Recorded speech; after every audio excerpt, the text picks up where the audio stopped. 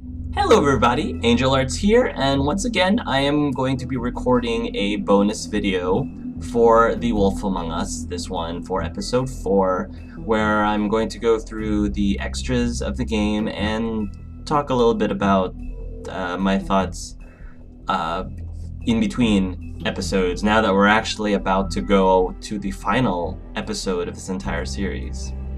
So let's go right into it. Extras. See what we've got in the Book of Fables. Alright, we've got a bunch of new things here. Alright, let's start with silver bullets. Okay, wolf's weakness. The legends of great and magical wolves often make mention of their weakness against weapons made of silver, and those tales bear out to be true. The silver bullet Mary shot Bigby was not the first, but any of them could be his last. Any silver left in Bigby's body weakens his system, slows his healing, and can cause long-term damage. Yeah. I'm wondering where that originated, where the whole concept of silver being extra deadly to were creatures. Acting Deputy, Snow White. With Ichabod Crane firmly out of the picture and King Cole still absent, the task of leading Fabletown falls squarely on Snow's shoulders. She has performed many of the job's duties for a long time, picking up the slack for Crane, but now that she's fully in charge of the business office, she has to deal with a new level of politicking. Politicking? I didn't even realize that was a word. She had not previously been exposed to. So a lot of people were making mention that Snow is beginning to act a bit colder, which is a bit of which I think that they did that on purpose, because, you know, the whole Snow thing, that play on words. Cleopatra 25 was one of the people who specifically pointed this out to me. And I agree, she's becoming a little bit more, I guess, not so much pragmatic, but more by the book, straight and narrow, and you know, no nonsense kind of person. And some people aren't really a big fan of that, and I can understand why. However, for those of you who have read the graphic novels, which again I encourage you to, if you like this series, read the graphic novels. I'm telling you, I'm not the kind of person who really reads a lot of graphic novels or comics nowadays. I did that a lot when I was a little kid, but even then I started reading the Fables graphic novels, and it's just mind-blowingly awesome story, mind-blowingly awesome writing. Dare I say, superior to this story. I love you, Telltale. You guys make awesome games, you make awesome stories, but overall, the Fables novels, the graphic novels, I still favor story-wise more than The Wolf Among Us. But I still love this game. I really do. I really still love this game. So, if you read the graphic novels, Snow's personality and behavior actually is starting to match up with the way she is in the graphic novels. So it kind of makes sense that this is the direction that she's going, because that's what Snow eventually becomes in the graphic novels. And she's not at all, I think she's very fair. She's firm, but I think she's very fair. And, you know, I don't think that Snow is meant to be, you're not meant to despise her at all in the graphic novels. You're meant to respect her. And I think that I personally do. I personally respect her a lot. The Jersey Devil. This is the one that I really had zero clue what he was, and I started looking him up a little bit in wikis and stuff. The Garden State Goon. So it is based on Jersey. As if we didn't have enough, you know, we didn't have enough fodder for Jersey, because where I'm from, Jersey definitely gets pelted with. We give Jersey a hard time, and people from Jersey a hard time. Not all of the Fables who came to this world landed in Fabletown. There are those who scattered across the farthest corners of the earth, and there are those who simply prefer the Garden State to the Empire State. Such is the Jersey Devil. The reports of its appearance have varied, although most accounts make mention of leathery wings. But an encounter with a certain axe of legend some years ago has temporarily rendered that feature absent. Huh, interesting. So are they implying that the Woodsman and the Jersey Devil, like, have been fighting for a while? And back in the day, he took out the Woodsman, Woody took out his wings with his axe? It's very possible. Wow, even the Woodsman's axe gets its own entry in this. Enscrolled by druids. Once just a simple tool for felling trees, the axe became much more when it was enscrolled by druids and marked with their runes. Ah, okay. The power of 3.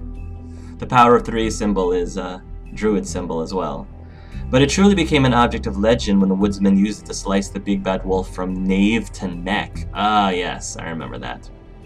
In protection of Little Red Riding Hood. It may carry old world charm, but its simplicity of design and quality of workmanship make it an effective tool, or weapon, even today. Johan the Butcher. His name is often said in the same breath as that of the baker and candlestick maker of Fabletown. And like those other tradesmen, Johan the Butcher's storefront has served Fabletown for ages. Fresh cuts, exotic meats, and even full sides of beef for the vigorous appetites of ogres and trolls. But Johan's business has fallen on hard times and fallen in with the wrong crowd. As the quality of his products declined and his business turned into a front operation for the crooked man, some have started to wonder if they ever really knew Johan. Yeah. Johan, by the way, I believe was voiced by the same person who was Larry, I think, in The Walking Dead, as well as the person who voices Launchpad, if I remember correctly. Bluebeard's, wow, they're really pulling at straw. They're really like pulling at straws as to what to make an entry in this, are they? Bluebeard's money has its own entry. Okay. One might think that Bluebeard donates funds to the Fabletown government for nefarious purposes, seeking special favors, or to have a louder voice in government proceedings. But what he really wants is stability and strength. Sure he does. Because as far as Bluebeard is concerned, Fabletown exists to insulate him from the Mundy world. As much as his money can be a sword, it also serves as a shield. Interesting. I don't buy it one bit that he doesn't sometimes use it as a sword as well. The Crooked Lair headquarters. Occupying a desanctified church, this is just one of the many locations the Crooked's Man operation uses to run the Fabletown underworld. Its lounge atmosphere makes for a comfortable meeting place unless you are an unwelcome guest. It is completely boarded up to the outside world, and the only way in is through one of the many portals marked by a door with the Crooked Man's Catherine wheel icon scattered throughout the city and elsewhere. So somebody had mentioned, I apologize, I don't remember off the top of my head, that the Catherine wheel is actually a torture device that they strap you onto, and then they turn the wheel, and as I think it turns the wheel, it also pulls at your limbs, essentially breaking bones and sinew, and it ends up turning you crooked. And victims of this torture device apparently live for days before they finally die, and it's an extremely excruciatingly painful death over the course of days, apparently. Very dark.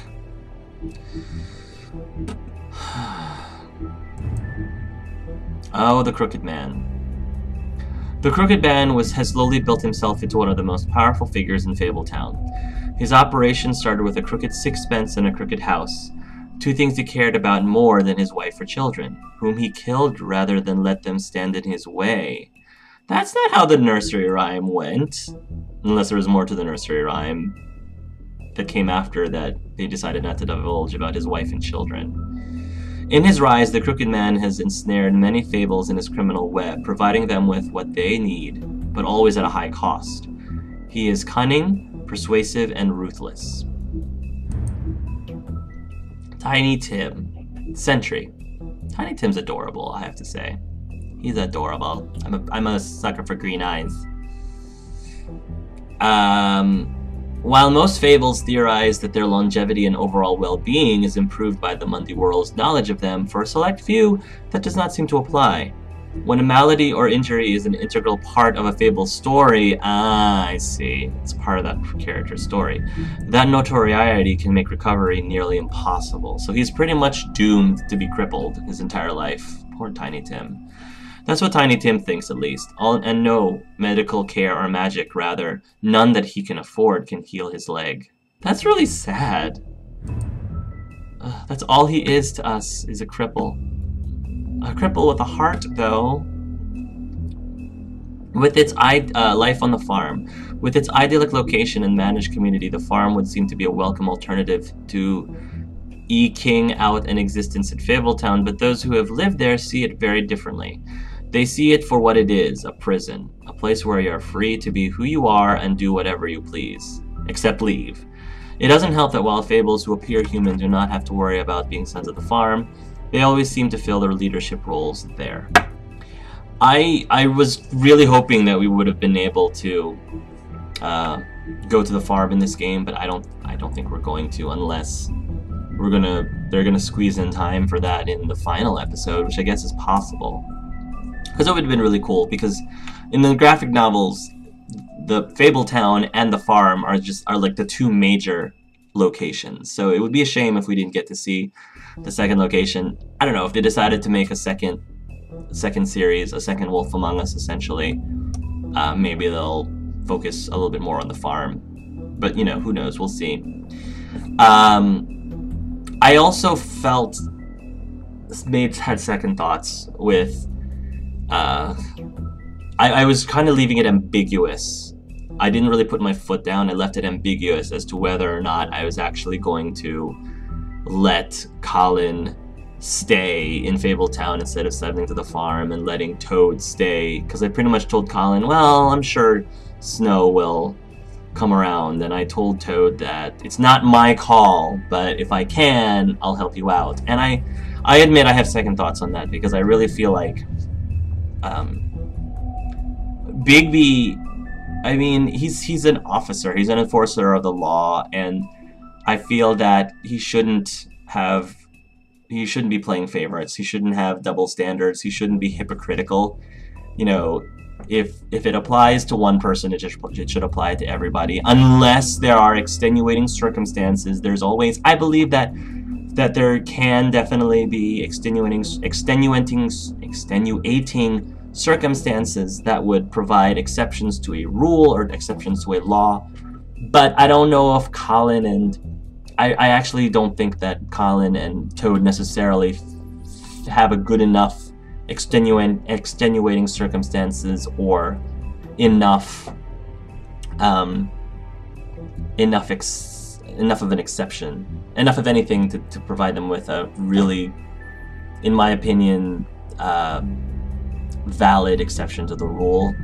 So I kind of wish I put my foot down, just because it's not all. I mean, Bigby has to enforce the law. The law is there for a reason. Now, if they want to argue the validity of the law, that's another thing. And I think that they should, like, reassess that rule about everyone who can't pass as human has to be on the farm. You know, you can argue that, but that's something that Toad and Colin, if they're upset about that rule, they shouldn't take it up on Bigby. You know, they shouldn't argue about it with Bigby, because Bigby doesn't make the rules. He just enforces them. And that might sound like a cop-out, but there are a lot of law enforcers in the real world who I consider corrupt when they play favorites, when they give favors to people that they know. Like, that actually bothers me when somebody abuses their power, abuses their authority to go easy on someone just because they're friends with that person, just because they know that person personally. Like, that's a double standard, and that's hypocritical, and I don't think that's right, personally. If it applies to one person, it should apply to everyone, unless there's extenuating circumstances. And being friends with someone is not a good enough extenuating circumstance in my opinion. But I ended up choosing what I chose. I'm gonna live with it, and you know, for the rest of this playthrough, I'm just gonna regret what I did, but still live with it. So that's just what's gonna happen. My thoughts about I guess the plot going into the final episode. I was surprised that they revealed the Crooked Man in episode 4. I was expecting the big reveal to happen in episode 5. But even though they did reveal the Crooked Man, I'm not convinced that he actually is the big bad. The big bad. Some people were thinking that Bloody Mary is the real big bad.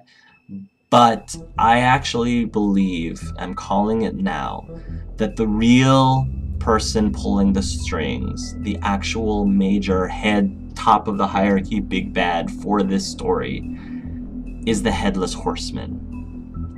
I still think that there's been so many hints of the Headless Horseman. The Headless Horseman's image has shown up in pretty much every single episode leading up to this point, because you saw him in the Book of Fables, you saw him. There was a statue of him in Crane's apartment. There was also a statue of him in the Lucky Pawn. I don't remember where he appeared, if at all, in episode 2. I want to say that he appeared, his likeness appeared in something in episode 2. Maybe the Book of Fables. Did we see the Book of Fables again in episode 2? I feel like we did. And again, the Headless Horseman was there. There's just too many things about this story. You know, Ichabod being a major player in this plot, and the method of people dying is beheadings. Headless Horseman, he's got to be involved somehow. That's just my theory. And yeah, that still doesn't explain if the the gingerhead man has anything to do with this. That still doesn't explain the genes that we found in episode 1. I still don't even know what really the major motive is. Is really the major motive is that they're trying to do black market magic services to the Fables? I mean, is that pretty much it? Because if it is, that's a little disappointing, but you know, it's okay. And the reason why the murders were happening is because the girls were gonna talk. The girls wanted to, but even though they can't talk, so I guess maybe the Crooked Man, knowing that they were going to talk, had their ribbons removed, and then they died when their ribbons were removed. Still a bunch of unanswered questions. I also wanted to point out Freedom Zonker showed me the nursery rhyme from where the Crooked Man comes from. There was a crooked man, and he walked a crooked mile. He found a crooked sixpence upon a crooked stile. He bought a crooked cat, which caught a crooked mouse, and they all lived together in a little crooked house. So I think I've actually heard this nursery rhyme before, but it's definitely not one of the more well-known nursery rhymes. According to Wikipedia, the rhyme was first recorded by James Orchard Halliwell. Halliwell, more power of 3. References.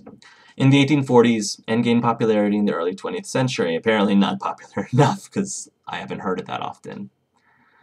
Some say the town of Levenham is believed to have inspired this rhyme. Others maintain the poem originates from the history of King Charles I of England.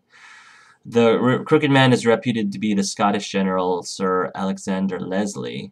He signed the covenant securing religious and political freedom for Scotland.